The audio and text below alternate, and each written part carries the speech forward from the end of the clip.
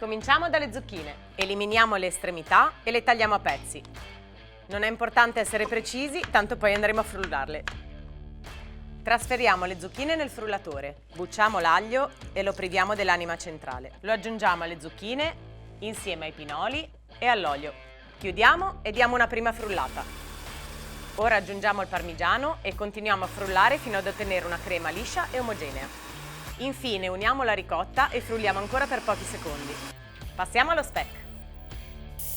Lo facciamo abbrustolire in padella per pochi minuti. Steniamo e cuociamo la pasta. La buttiamo in acqua leggermente salata e quando sarà cotta la trasferiamo direttamente nella ciotola.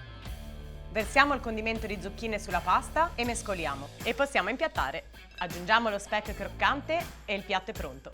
E assaggiamo.